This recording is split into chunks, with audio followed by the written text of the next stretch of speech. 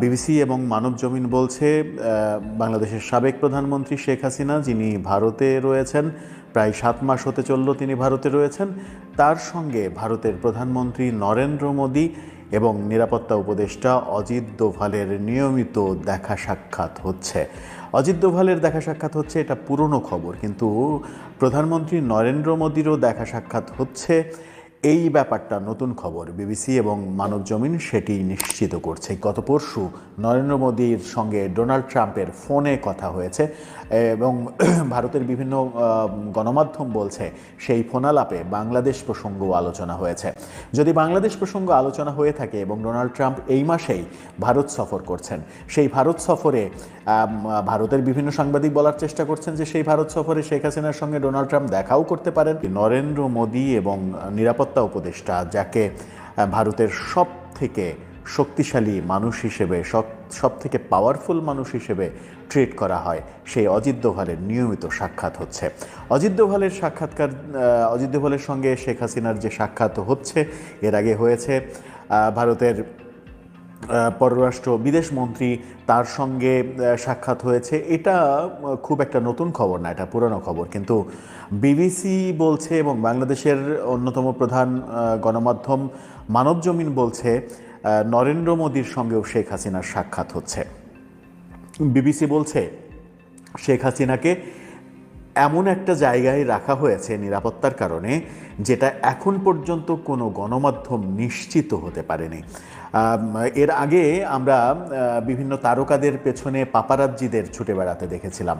পাপারাজ্জিরা বিভিন্ন তারকার গোপন ছবি, গোপন কর্মকাণ্ড ক্যামেরায় ধারণ করার জন্য দিনের পর দিন, বছরের পর বছর লেগে থাকতেন এবং যদি অবশেষে কোনো একটা গোপন ছবি পেয়ে যেতেন, তা সেই ছবিটার মূল্য আকাশচুম্বী মূল্য হতো এবং পাপারাজ্জিদের সেই কর্মকাণ্ড নানাভাবে আলোচিত হয়েছে। আমরা প্রিন্সেস ডায়ানার পেছনে পাপারাজ্জি ঘুরে বেড়ানোর খবরও জানি। ডায়ানার ব্যক্তিগত বহু ছবি পাপারাজ্জিরা প্রকাশ করে দিয়েছেন। কিন্তু শেখ হাসিনা কোথায় রয়েছেন সেটার পেছনে এখন পর্যন্ত কোনো মিডিয়া অনুসন্ধান করতে পারেনি। ভারত সরকার তাকে এতটাই গোপন একটা জায়গায় রেখেছে যে মিডিয়া এখন পর্যন্ত নিশ্চিত নয় যে শেখ হাসিনা ঠিক এই জায়গাতেই আছে। বিভিন্ন সময় বিভিন্ন গণমাধ্যম নানা রকম কথা বলেছে, এখানে আছে, ওখানে আছে, এখানে ট্রান্সফার করা হলো, এখানে চলে গেলেন, এরকম বলেছেন বটে, কিন্তু নিশ্চিত করে কেউ বলতে পারেননি। কংক্রিটলি কোনো ছবি, ভিডিও এখন পর্যন্ত কেউ প্রকাশ করতে পারেননি যে শেখ হাসিনা এই জায়গায় অবস্থান করছেন। শেখ হাসিনার এমনি ভিডিও, কোনো একটা অনুষ্ঠানে যে সেখান থেকে গাড়িতে ওঠার সেই ভিডিও চিত্র প্রচারিত হয়েছে, প্রকাশ পেয়েছে, কিন্তু তার অবস্থানের ভিডিও চিত্র, স্টিল ছবি কিছুই প্রকাশ হয়নি। ভারত এতটাই নিরাপত্তার জায়গায় তাকে রেখেছে। সেই নিরাপত্তার জায়গায় কাউকে ভিড়তে দেওয়া হয় না। প্রধানমন্ত্রী অজিত দোভাল, প্রধানমন্ত্রী নরেন্দ্র মোদী এবং নিরাপত্তা উপদেষ্টা অজিত দোভাল, বিদেশমন্ত্রী জয়শঙ্কর, এই তিনজন ছাড়া খুব কম মানুষই, ভারতের খুব কম মানুষই জানেন, এমনকি ভারতের প্রথম সারির রাজনীতিবিদরাও নিশ্চিত জানেন না শেখ হাসিনা কোথায় রয়েছেন। শেখ হাসিনার উপরে ভারতের সব দলের সমর্থন রয়েছে বলেও শোনা যাচ্ছে এবং সেই সমর্থনের কারণে শেখ হাসিনাকে রাজনৈতিক আশ্রয় না দিয়েও অতিথি হিসেবে ভারতে রাখতে পেরেছে নরেন্দ্র মোদী সরকার, এমনটাও বলা হচ্ছে। বিশেষ করে কংগ্রেসের সমর্থনের কারণে নরেন্দ্র মোদী শেখ হাসিনাকে নিয়ে এক ধরনের বাজি ধরেছেন, সেটাও শোনা যাচ্ছে। নরেন্দ্র মোদী যদি শেখ হাসিনার সঙ্গে নিয়মিত বৈঠক করে থাকেন, তাহলে সেটা কোন দিকে যাচ্ছে সেটা একটা গুরুত্বপূর্ণ বিষয়। তার মানে হচ্ছে তাদের মধ্যে নিয়মিত যোগাযোগ হচ্ছে, কর্মকৌশল নিয়ে আলোচনা হচ্ছে। শেখ হাসিনা এরই মাঝে বিভিন্ন অনলাইন প্ল্যাটফর্ম, অনলাইনে বিভিন্ন নেতাকর্মীর সঙ্গে মিটিং, বক্তব্য দেয়া, এই ব্যাপারগুলো করছে। এই ব্যাপারে ভারতের সমর্থন রয়েছে।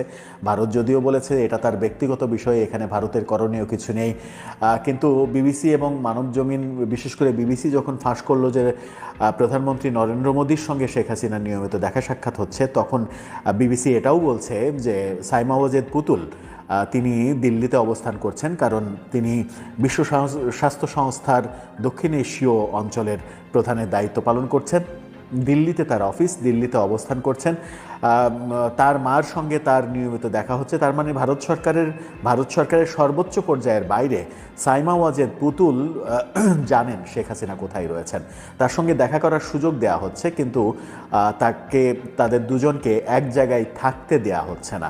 থাকতে না দেওয়ার কারণ হিসেবে জানানো হচ্ছে, বিবিসি যেটা বলছে সেটা হচ্ছে জাতিসংঘের একটা প্রতিনিধিকে, জাতিসংঘের একটা গুরুত্বপূর্ণ ব্যক্তিকে শেখ হাসিনার মতো একজন পালিয়ে থাকা মানুষ তার সঙ্গে একসঙ্গে থাকতে দিতে পারে না। এটা নীতিগতভাবেই সম্ভব নয়, তাই তাদেরকে একসাথে থাকতে দেওয়া হচ্ছে না, কিন্তু তাদের নিয়মিত সাক্ষাৎ হচ্ছে। এদিকে এই খবর যখন প্রচার হলো, বিশেষ করে মানবজমিন বাংলাদেশে যখন এই খবরটা প্রচার করে দিল, তখন একটা ব্যাপার গবেষণা হচ্ছে। গতকালকেই আমরা একটা ভিডিওতে বলেছিলাম যে আগের দিন অর্থাৎ গত পরশু নরেন্দ্র মোদীর সঙ্গে ডোনাল্ড ট্রাম্পের ফোনে কথা হয়েছে এবং ভারতের বিভিন্ন গণমাধ্যম বলছে সেই ফোনালাপে বাংলাদেশ প্রসঙ্গও আলোচনা হয়েছে। যদি বাংলাদেশ প্রসঙ্গ আলোচনা হয়ে থাকে এবং ডোনাল্ড ট্রাম্প এই মাসেই ভারত সফর করছেন, সেই ভারত সফরে ভারতের বিভিন্ন সাংবাদিক বলার চেষ্টা করছেন যে সেই ভারত সফরে শেখ হাসিনার সঙ্গে ডোনাল্ড ট্রাম্প দেখাও করতে পারেন, কিন্তু ভারতের সংবাদ মাধ্যমগুলো যে সকল সোর্স ব্যবহার করে সেই সোর্সগুলো বেশিরভাগ ক্ষেত্রে অকার্যকর, অগ্রহণযোগ্য।